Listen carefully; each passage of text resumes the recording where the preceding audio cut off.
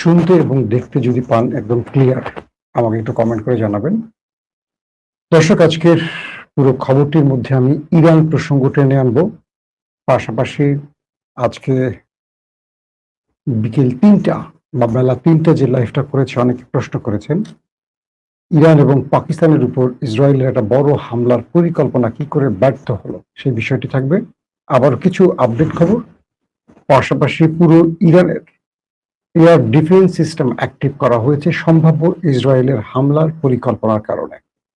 কি হচ্ছে ইরান জুড়ে, কেন পৃথিবীর নজর এখন ইরানের দিকে, সবাইকে একদম ক্লিয়ার শুনতে পাচ্ছেন, তাই তো? কোনো সাউন্ডের প্রবলেম আশা করি পাচ্ছেন না, তাই? দর্শক, নিউ ইয়র্ক টাইমস মার্কিন যুক্তরাষ্ট্রের অন্যতম গণমাধ্যম, তারা আজকে একটি স্পেশাল সংবাদ প্রকাশ করেছে। সেই সংবাদে তারা বলছে যে ইসরায়েল ইরানের গুরুত্বপূর্ণ দুই নেতা, স্পিকার বাগের গালিবাফ, পররাষ্ট্রমন্ত্রী আব্বাস আরাকচি, এই দুইজনকে হত্যায় একাধিকবার প্রচেষ্টা চালিয়েছে। কোনোবার পাকিস্তানের আইএসআই ব্যর্থ করেছে, কোনোবার আমেরিকা ইরানকে অগ্রিম তথ্য দিয়ে সতর্ক করেছে, এবং আমেরিকার কারণে এবং পাকিস্তানের আইএসআইয়ের কারণে সফল অ্যাটাক করতে পারেনি। কিন্তু এখন পর্যন্ত ইসরায়েল ইরানের সেই টপ লিডারদের মারার পরিকল্পনায় আছে।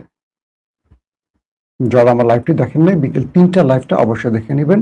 ওইটাকে আমি রিপিট করবো না, কিছু আপডেট তথ্য দেওয়া ছাড়া। মূলত ইরানের পুরো পৃথিবীর নজর এখন ইরানের দিকে, কারণ ইরান এই মুহূর্তে পৃথিবীর ৯০টি দেশের বড় বড় নেতারা, হাই ভোল্টেজ নেতারা এখন ইরানে আছে। পাশাপাশি ইরানের অনেক বড় বড় কমান্ডার, অনেক নেতারা যারা এতদিন আত্মগোপনে ছিলেন, তারা এখন প্রকাশ্যে নামবে। তবে আমেরিকা এবং ইসরায়েলের টার্গেট হলো মুস্তফা খামেনি, আইআরজিসির নতুন যিনি প্রধান সহ বেশ কজন। ইরানের রাষ্ট্রীয় গণমাধ্যম সহ যে গণমাধ্যমগুলো আছে তারা বলেছে যে পিতার শেষ জানাজায়, পিতার বিদায়ের সময়টিতে তার ছেলে, বর্তমান সুপ্রিম লিডার মুস্তফা খামেনিকে দেখা যাবে না, কারণ নিরাপত্তাজনিত কারণে তাকে হাজির করা হবে না। প্রিয় দর্শক, আমরা প্রথমে একটু বাংলাদেশের কিছু তথ্য দেখে আসি, যে বাংলাদেশের আমাদের সরকারের পক্ষ থেকে সেখানে পৌঁছে গেছেন ইতিমধ্যে আমাদের স্পিকার হাফিজউদ্দিন আহমেদ। আমরা তাকে একটু দেখে আসি।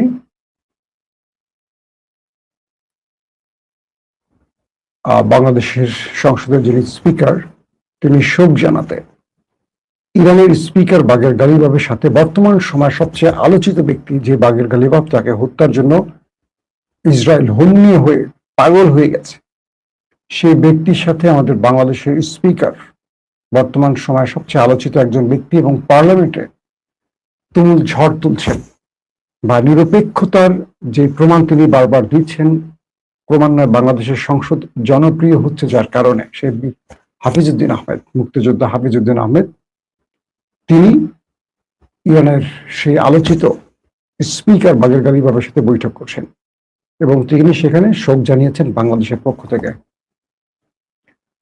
পাশাপাশি বাংলাদেশের বিরোধী দলের পক্ষ থেকে সেখানে পৌঁছে গেছে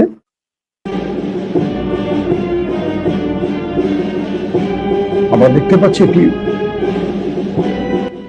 প্রতিনিধি দল সেখানে আছে। আমরা জামাতের অন্যতম নেতা পার্লামেন্টারিয়ান মুজিবুর রহমান, আমরা দেখতে পাচ্ছি হানজালা, দেখতে পাচ্ছি ডক্টর খালিকুজ্জামান, আছে আরেকজন আলোচিত তরুণ নেতা নাসিরউদ্দিন পাটোয়ারি।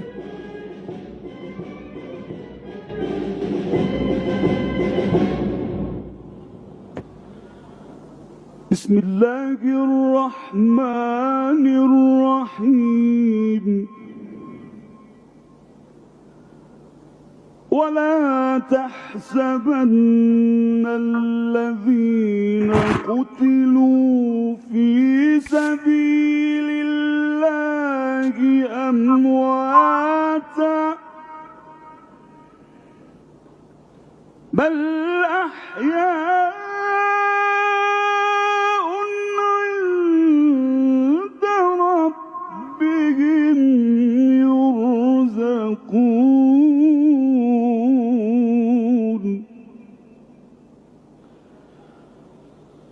فرحين بما آتاهم الله من فضله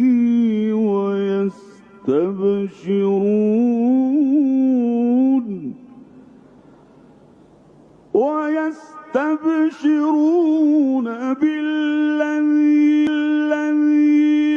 لم يلحقوا بهم من خلفهم ألا خوف عليهم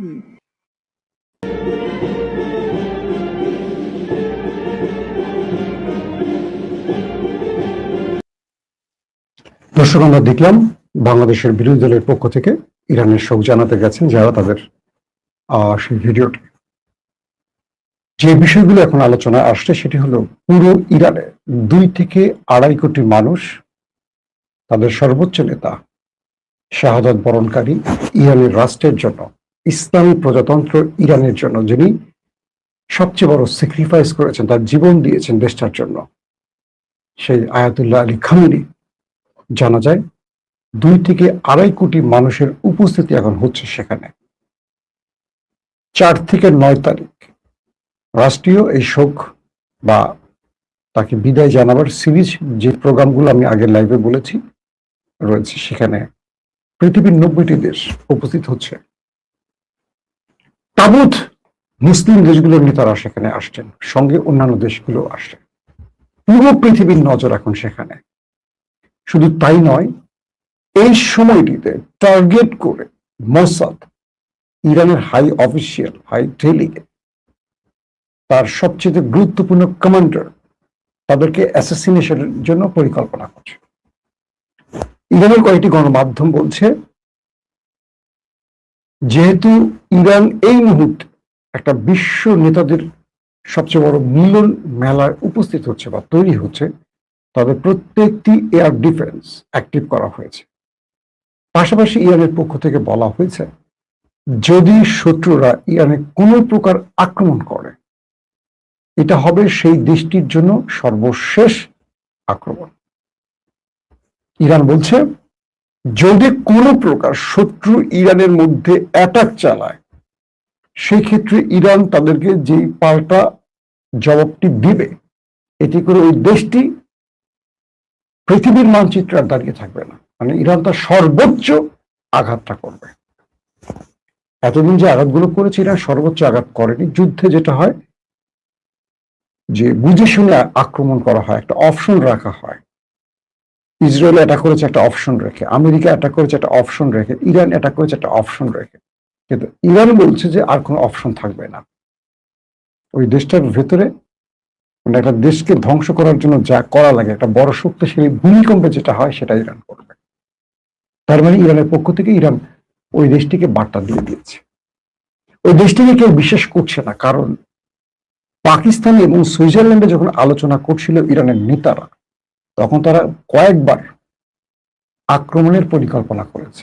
এবং আজকে মার্কিন গণমাধ্যম নিউ ইয়র্ক টাইমস সেটা প্রকাশ করে দিয়েছে, একদম ক্লিয়ার। আবার লাইভে আজকে ডিটেলস বলে দিয়েছে আপনাদেরকে।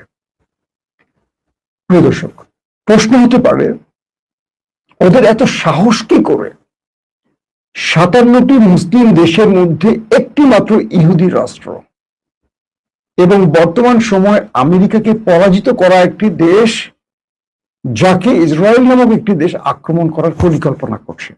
তার প্রধান কারণ হলো মুসলমানরা বিভাজিত। মুসলমানরা কখনো ঐক্যবদ্ধ নয়। খুব সহজ একটা উদাহরণ দিয়ে বলি আপনাদের। 15.5 বছরে বিএনপি এবং জামাত এক টেবিলে খেয়েছে, একসাথে ঘুমিয়েছে, জেল খেটেছে। জামাত নেতাদের নেতৃত্বে বিএনপি নেতারা জেলখানায় নামাজ পড়েছে। কেউ একটা খাবার আনলে সবাই ভাগ করে খেয়েছে। প্রত্যেকের প্রার্থনা ছিল সেই গভীর রাতে আল্লাহর কাছে হাত তুলে কেঁদেছে মির্জা ফখরুল ইসলাম আলমগীর, কেঁদেছে বিএনপির তাবৎ নেতারা, কেঁদেছে জামাতের নেতারা যে হে আল্লাহ, এই স্বৈরাচার ফ্যাসিস্টদের হাত থেকে আমাদের রক্ষা করো। আমি বিএনপির অনেক বড় বড় নেতাদের সাথে বসছি, কথা বলেছি, তারা বলেছে যখন সাইদি সাহেব বেঁচে ছিলেন তার নেতৃত্বে তারা কেঁদেছেন, আল্লাহর কাছে প্রার্থনা করেছেন। ডক্টর শফিকুর রহমান, যিনি বর্তমান জামাতের আমির, তার নেতৃত্বে বিএনপি নেতারা নামাজ পড়েছেন, আল্লাহর কাছে কেঁদেছেন, দোয়া করেছেন হাসিনার হাত থেকে বাঁচার জন্য। এই ইতিহাসগুলোকে ভুলে যাচ্ছে মানুষ। আমাদের সবচেয়ে বড় সমস্যা হলো আমরা সঠিক ইতিহাস ভুলে মিথ্যা ইতিহাসগুলোকে চর্চা করি। বাংলাদেশের ছাত্র জনতা, কৃষক, মেহনতি শ্রমিক, সাধারণ মানুষ, দোকানদার, পথচারী, নারী, পুরুষ, শিশু হাজার হাজার সড়কে এসে জীবন দিয়ে হাসিনা থেকে দেশকে মুক্ত করেছে। আজকে আমরা দেখছি প্রকাশ্যে সেই দেশে শাওনের মতো নটিরা জুলাই সিআইডি লেখে, মানে চয়কার চু ডট ডট ডট দয়কার ডি। আজকে দেখছি বাংলাদেশের হাসিনা ফ্যাসিস্ট রেজিমের সাংবাদিকরা প্রকাশ্যে গলা উঁচু করে কথা বলছেন। আমরা কিন্তু বলতে পারিনি হাসিনার আমলে, যখন বলছি আমাদের উপর একটার পর একটা ঝামেলা আসছে, দেশ ছাড়িয়ে দিয়েছে, আমাদেরকে দেশ থেকে বের করে দিয়েছে, চাকরি থেকে বের করে দিয়েছে, দেশে ঢুকতে দেয়নি, নানান রকম হয়রানি হয়েছে। আজও ইলিয়াস আসতে পারেনি, কনক সরোর আসতে পারেনি, পিনাকি ভট্টাচার্য আসতে পারেনি। সেই দেশে নতুন স্বাধীনতার পর হাসিনার ফ্যাসিস্ট গলাবাজ সাংবাদিকরা, সোমারা, মঞ্জুর আলম পান্নারা, আনিস আলমগীরা গলা উঁচু করে কথা বলছে, আর আমরা গলা নিচু করে ফেলতেছি, কারণ মিডিয়াটা আবার ওদের দখলে চলে গেছে। সবচেয়ে দুঃখজনক যে ব্যাপার সেটি হলো বিএনপি একটি গ্রুপ জুলাইকে অন করে না, একটি গ্রুপ অন করলেও গলা উঁচু করে বলতে পারে না। বিএনপি মনে করে জুলাই যদি একটা স্তম্ভ হয় বা জুলাই যদি একটা রূপ হয়, ৭১ হারিয়ে যাবে। ৭১ বাঁচাতে হলে জুলাইকে ডাউন করতে হবে, অথচ এই জুলাই দিয়ে বিএনপি ক্ষমতা বসছে।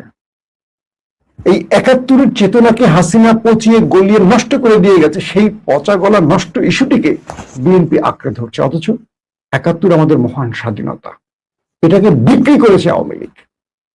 আজকে দেখবেন তারা আবার সেই ৭১ দিয়ে আওয়ামী লীগের পেছনে তারা ফিরে আসার চেষ্টা করছে। তারা ২৪কে সিআইডি লেখে, অথচ সরকার নীরব। অল্প কিছু মুখ জেগে উঠছে আওয়ামী লীগের, তাদের সাহসে আস্তে আস্তে মুখের সংখ্যা বাড়ছে। আমরা দেখছি সোশ্যাল মিডিয়াতে প্রকাশ্যে কথা বলছে তারা। এর চেয়ে নির্লজ্জ জাতি এই পৃথিবীতে আসতে পারে না। যারা আওয়ামী লীগের দালালি করছেন আর ডক্টর ইউনূসকে মির্জাফর বা তাদেরকে গালি দিচ্ছেন, তারা কিন্তু বিএনপিকে জামাতকে গালি দিচ্ছেন।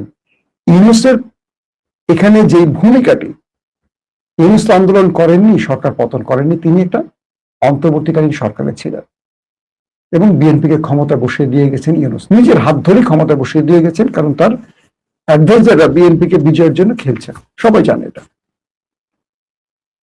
কিন্তু বিএনপি চুপ যখন ইউনূসকে গালি দেওয়া হয়। বিএনপি ইউনূসকে অন করতে চায় না, ক্ষমতা নিয়েছে ইউনূসের কাছ থেকে, সুবিধা নিয়েছে। তো বিএনপিকে মনে রাখতে হবে, এই যে নতুন প্রজন্ম আছে তারা এগুলো মনে রাখছে, আমরা মনে রাখছি। আমরা বিএনপিকে ভালোবেসে বিএনপির এই কাজগুলো সমালোচনা করছি মানে কি, আমার মতো মানুষ সমালোচনা করছে মানে কি, অগণিত মানুষ এখন বিএনপির এই কাজগুলোকে পছন্দ করতে পারছে না, যারা গণভোটের মতো মানুষের যে অধিকার সেটাকে প্রতিষ্ঠা করছে না, গণভোটের গলা চিপে ধরেছে, যারা ভোটের আগে বলেছিল এক কথা, ভোটের পরে পুরো উল্টা রিভার্স জাতির সাথে প্রতারণা করেছে, তাদের সে মাসুল নিতে হবে, আজকেও আর কালকে নিতে হবেই। আওয়ামী লীগ নিয়েছে না ১৫.৫ বছর পরেও নিতে হবেই। কখন নিবে সেটা সময় বলে দেবে। আমি কেন এই কথাগুলো আসছি ইরানের প্রসঙ্গ থেকে, একটা বিশ্বাসঘাতক জাতি কখনো দাঁড়াতে পারে না, একটা বিশ্বাসঘাতক জাতি কখনো তাদের অস্তিত্ব টিকিয়ে রাখতে পারে না। বর্গীরা বারবার হানা দেয়। ৫৪ বছর বাংলাদেশ কখনো পাকিস্তানের কখনো ভারতের দালালি করে গেছে, আর মাঝখান থেকে আমেরিকা ছড়িয়ে গড়িয়েছে। এই স্বাধীন বাংলাদেশকে স্বাধীন বলতে এখন আমাদের লজ্জা লাগে। সরকার আসে, সরকার চলে যায়, কিন্তু প্রতিটা সরকার কেউ না কেউ বসায় তাকে পুতুলের মতো নিয়ে পড়তে থেকে খেলে তাকে নিয়ে। ইরান আমাদেরকে চোখে আঙুল দিয়ে দেখিয়ে দিয়েছে, আমেরিকাকে তোয়াক্কা করেনি, ইসরায়েলকে পাত্তা দেয়নি।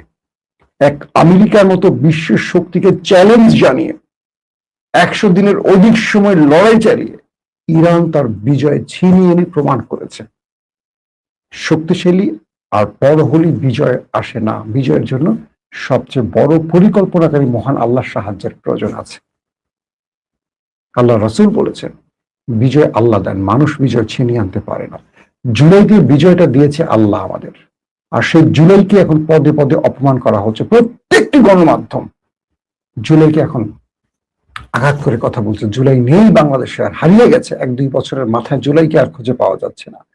জুলাই যারা এই লড়াকু সৈনিক ছিল, জুলাই যারা মুক্তিযোদ্ধা ছিল, তাদেরকে মারধর করা হচ্ছে, জেলে ঢুকানো হচ্ছে, তাদেরকে অপবাদ দেওয়া হচ্ছে, তাদের ক্যারেক্টার অ্যাসাসিনেশন করছে আমাদের গণমাধ্যমগুলো। সেই বসুন্ধরা যারা আওয়ামী লীগের সবচেয়ে বড় সুবিধাভোগী, তারা এখন 80 দিনে, আমি সেদিন একটি গণমাধ্যমে দেখলাম আমার দেশে, হাসনাত আব্দুল্লাহকে নিয়ে একটি প্রতিষ্ঠান বসুন্ধরার যে 5টি গণমাধ্যম আছে 800-র উপরে নিউজ করেছে এক হাসনাত আব্দুল্লাহকে নিয়ে, 800-র উপর। সেই বসুন্ধরা এখন টিকে আছে। কি করে টিকে আছে? যারা হাসিনাকে টিকিয়ে রেখেছে। এই বিএনপি ক্ষমতায় আসার পর তার চরিত্র একরকম দেখায়, বিরোধী দলে থাকে তাদের চরিত্র একরকম দেখি আমরা। এটা দেখতে চাই না। জুলাইয়ের প্রতিটি চেতনা, বিএনপি, জামাত, এনসিপি, আগামী দিন তারা যদি সত্যিকার অর্থে দেশ রক্ষায় এক থাকতে পারে, আওয়ামী লীগ এই দেশে দাঁড়াতে পারবে না। আর যদি এদের ঘুম ধরে যায় অন্তরে, আবার আওয়ামী লীগ আসবে, আবার বিএনপি পালাবে, আবার জামাত পালাবে, এনসিপি পালাবে। কারণ বিশ্বাসঘাতক জাতির জন্য আল্লাহ এটাই করেন। আসি ইরানের খবরে। সেই ইরানের ভেতরে এত বড় ম্যাসিভ প্ল্যান করছে, আবার ইরান সেটাকে ভেস্তে দিচ্ছে। ইসরায়েলের মতো একটি দেশ ইরানের মধ্যে বড় বড় পরিকল্পনা করছে। দেখছেন আপনারা, সুপ্রিম লিডারকে একদিনে প্রথম অ্যাটাকে মেরে ফেলেছে। অনেক বিশ্বাসঘাতক দেশটির ভেতরে ছিল। আইআরজিসি প্রধান, গোয়েন্দা প্রধান, বিমান বাহিনীর প্রধান, পরমাণু বিজ্ঞানীরা একের পর এক মারা গেছে। 2 দফা অ্যাটাকে, প্রথম 12 দিনের যুদ্ধে প্রথম অ্যাটাকেই গুরুত্বপূর্ণ 30-40 জন মারা গেল। দ্বিতীয় দফা 100 দিনের লড়াইতে 40 দিন যে প্রথম যুদ্ধটা হলো, প্রথম দিনে আয়াতুল্লাহ আলী খামেনি মারা গেল। কে আয়াতুল্লাহ আলী খামেনির অবস্থান বলে দিল? পুরো ভেতরে বিশ্বাসঘাতক। এই মুসলিম ইতিহাসের বিশ্বাসঘাতকরা মুসলমানদের পরাজিত করছে। কিন্তু ইসরায়েলের মতো একটা ছোট্ট দেশ, 1 কোটি বা 1,20,00,000 ইহুদি, ছোট্ট একটা ইসরায়েল, যেটা ইরানের কাছে একটা হাতের মুঠো, পুরো পৃথিবীকে নাড়িয়ে দিচ্ছে তারা। আর আমরা বিশ্বাসঘাতকরা, আরবের বিশ্বাসঘাতকরা, মুসলিম বিশ্বাসঘাতকরা, তাদের থেকে সুবিধা পাওয়ার আশায় আমরা তাদের কাছে আমাদের মাথাটা বিক্রি করে দিচ্ছি। পুরো ইরান আজকে পৃথিবীর চোখে, পুরো পৃথিবী দেখছে, পৃথিবীর ইতিহাস সৃষ্টি করছে ইরান। 2 থেকে 2.5 কোটি মানুষ একজন ব্যক্তির জানাজায় উপস্থিত হবে, যাকে রেজিম চেঞ্জের মাধ্যমে আমেরিকা, ইসরায়েল সরাতে চেয়েছিল। যে দেশের মানুষ তার বুক আগলে দিয়ে সে নেতাকে বাঁচাতে চেয়েছিল। আমেরিকা, ইসরায়েলের মতো বিশ্ব শক্তির বিরুদ্ধে যে দেশের মানুষ নাম লিখিয়েছিল যুদ্ধের জন্য, 1 কোটির উপর মানুষ, সেই দেশকে হারাতে পারে না কেউ। ইরান সেটা প্রমাণ করেছে। আমেরিকা শেষ পর্যন্ত ইসরায়েলের পরিকল্পনা ভেস্তে দিচ্ছে, কারণ আমেরিকা বুঝতে পারছে ইরানে যদি ইসরায়েল কোনো অ্যাসাসিনেশন চালায়, কোনো হত্যাযজ্ঞ চালায়, এই যুদ্ধ পুরো মধ্যপ্রাচ্যকে জ্বালিয়ে খাক করে ফেলবে, কিচ্ছু থাকবে না। ইরানের বাকের গালিবাফ এবং আব্বাস আরাকচির হত্যার পরিকল্পনা অগ্রিম আমেরিকা জেনে ইরানকে সতর্ক করে। বুঝতে পারছেন যে ইরান আমেরিকার শত্রু, যে আমেরিকা ইরানের শত্রু।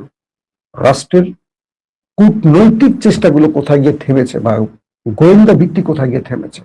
সেই গুপ্ত হত্যার মাস্টারমাইন্ড মোসাদ এখন ইরানের দিকে তাকিয়ে আছে, কালকে কি ঘটতে পারে। অর্থাৎ 4 তারিখ থেকে 9 তারিখ পুরো বিশ্ব শক্তির নজর ইরানের দিকে, পুরো বিশ্ব নেতাদের নজর ইরানের দিকে, পুরো বিশ্ববাসীর নজর ইরানের দিকে। এই পৃথিবীতে একজন ব্যক্তি এসেছিলেন আয়াতুল্লাহ আলী খামেনি নামে, যিনি মাথা উঁচু করে বাঁচার স্বপ্ন দেখিয়েছেন, শিখিয়েছেন, মুসলিমদেরকে বুঝিয়েছেন কালেমার পতাকার অর্থ কি। তাকে দেখে যদি এরদোয়ানরা, মোহাম্মদ বিন সালমানরা, তারেক রহমানরা, আনোয়ার ইব্রাহিমরা, আব্দুল ফাত্তাহ আল সিসিরা, তাকে দেখে যদি Sheikh Tamim bin Hamad al থাইরা, তাকে দেখে যদি দ্বিতীয় আব্দুল্লাহরা কিচ্ছু না শেখে, আর কিচ্ছু বলার থাকবে না। আমি বিশ্বাস করি এই সময়টি, এই যে মুসলিম বিশ্ব নেতারা, 90টি দেশের নেতারা এবং 57টি মুসলিম দেশের প্রতিনিধিরা একটি দেশে একসাথে উপস্থিত হচ্ছে, এখান থেকে পৃথিবীকে একটি বার্তা দেওয়ার সুযোগ এসছে যে মুসলমানরা এক হচ্ছে। ইরান যে স্বপ্নটি দেখছে, তুরস্ক যে স্বপ্নটি দেখছে, একটি মুসলিম সামরিক বাহিনী গঠন, এখান থেকে যেন এই ইমাম খোমেনির, আয়াতুল্লাহ আলী খামেনির এই রক্তের উপর তারা হাত দিয়ে শপথ করে তারা যেন সেই স্বপ্নটা বাস্তবায়ন করে। আগামী দিন সেই স্বপ্নটা আমরাও দেখছি। যদি মুসলিম দেশগুলো এক হতে পারে, সামরিক শক্তি তৈরি করতে পারে, ওই একটি দেশ কখনো মুসলমানদের দিকে ছোট্ট একটা মার্বেল মারার, ছুঁড়ে মারার সাহস করবে না। এই হলো অবস্থা। দর্শক, আমরা চেষ্টা করব কালকে মূল অনুষ্ঠানে, পুরো ইরান জুড়ে এখন মানুষের শোক চলছে। আজকে আমি আপনাদের ইরানের সাথে সেই ড্রেস কোড মিলিয়েছি, ব্ল্যাক কালো পরেছি।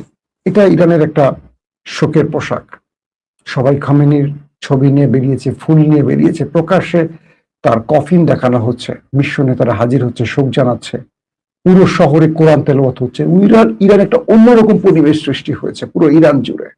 মানুষের চোখ ভেজা, কাঁদছে মানুষ, প্রতিটা মানুষের চোখ ভেজা একজন মানুষের জন্য। তাকে হত্যা করেছে আমেরিকা, ইসরায়েল। আমাদেরকে আরেকটি কথা বলি, এই আয়াতুল্লাহ আলী খামেনি আমাদের প্রিয় নবী হযরত মুহাম্মদ সাল্লাল্লাহু আলাইহি সাল্লামের বংশধর, জানেন এটা? তার বংশধর। পৃথিবীকে মাথা উঁচু করে বাঁচার এবং সাহসের সাথে মৃত্যুবরণ করা শিখিয়ে গেছেন একজন ব্যক্তি। পরাজিত হননি, আপোষ করেননি, জীবন দিয়েছেন। এরকম নেতা 100-200 বছর একজন আসে না।